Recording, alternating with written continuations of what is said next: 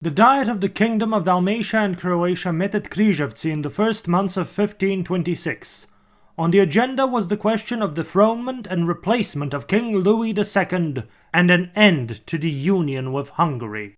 One faction, among whose leaders was Krsto Frankopan, advocated for Archduke Ferdinand von Habsburg to be elected King of Dalmatia and Croatia. Another faction wanted to come to an arrangement with the Republic of Venice. A small faction argued that a deal should be made with the Sultan, and part of the Diet still advocated for the status quo, so no consensus was reached and the Diet disbanded without making a decision. In March of 1526, Archbishop Pal Tomori of Kalosha rushed from the border fortress of Petrovaradin to inform King Louis that Sultan Suleyman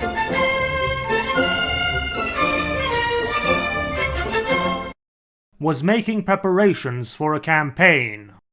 The king immediately summoned the Diet of the realm to gather in April. At the Diet, the king, queen, and their supporters seized the moment and ousted Palatine Verbozzi, condemning him to loss of property under accusations of high treason.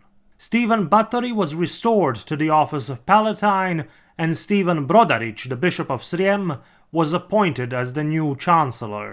The king and queen also managed to get the Diet to accept measures that would strengthen royal authority, and then at the end of April, news and rumor arrived that the Sultan had departed Constantinople at the head of an army of 200,000 men.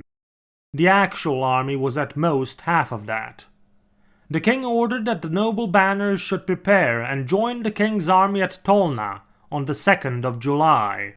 The new chancellor, Stephen Brodarić, began a frantic search for money, weapons, and supplies. He raised emergency taxes and even seized church funds, but gathering sufficient funds in such a short time was now a struggle. The chancellery sent requests for aid throughout Europe, but aside from the king's own Bohemian soldiers, a few units of mercenaries from Poland, Lithuania, and a possible contingent being prepared by the king's guardian George of Brandenburg in Germany, the requests for aid fell on deaf ears.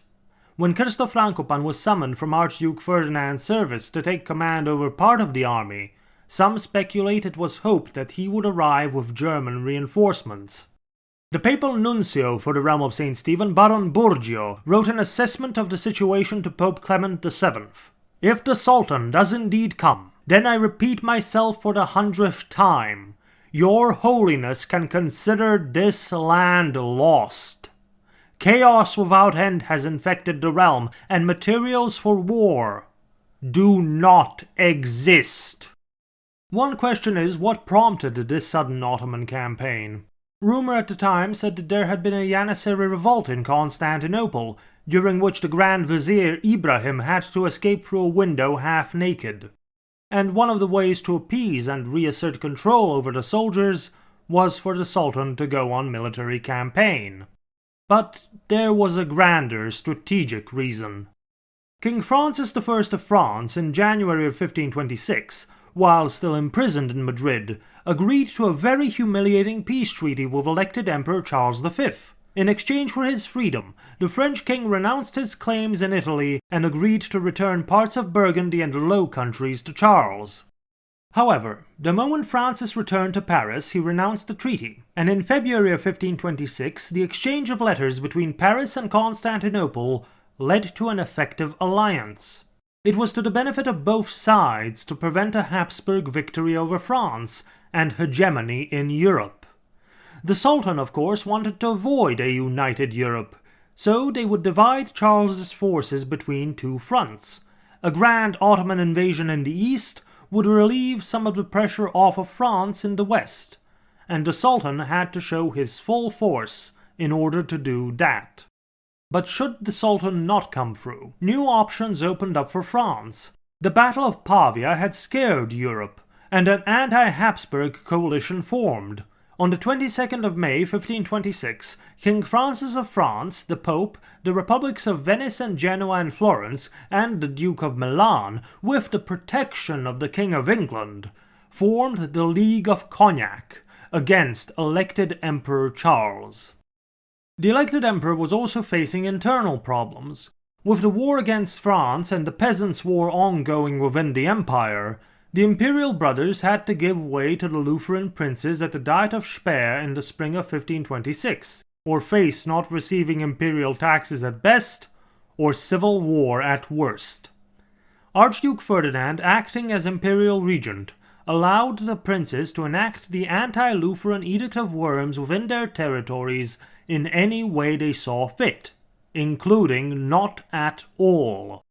Seeing these developments, elected Emperor Charles wrote to Pope Clement in June of 1526, accusing the Pope of leading the Church to disaster and unity of Christians to ruins.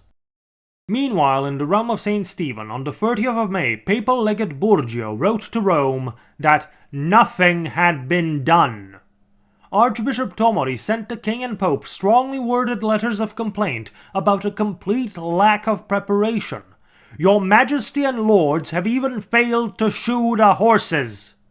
He added that his garrison at Petrovaradin had not been paid for months. Tomori strongly advised the king to march immediately for Petrovaradin to block the river crossings on the major rivers, where they would have an advantage over the Sultan's greater force. Baron Burgio did help Tomori out by issuing some of the papal money to his garrison, but the king waited. If the army marched out too early, there was a danger of the army running out of money or supplies, or falling apart due to internal disagreements or conflict or disease, as had happened in 1521, before even engaging the Sultan's force. On the fated 2nd of July, Sultan Suleyman's army reached the crossings over the river Sava at Belgrade. The king with his meager forces was still in Buda, still waiting, and much of the nobility waited for the king to begin the campaign and march out of Buda, so that they could march out and meet him at Tolna, or along the way to the border. Some may have also hoped that it had all been a false alarm, and that the Sultan was not actually coming. But captured Turkish prisoners at the border confirmed the Sultan was coming. When Suleiman crossed the Sava River on the 11th of July, the Grand Vizier put siege to Petrovaradin. Archbishop Tomori had left the fortress with the majority of his forces, hoping to harass the Ottoman siege, but he was eventually forced into a fighting retreat towards the king, who was still in Buda.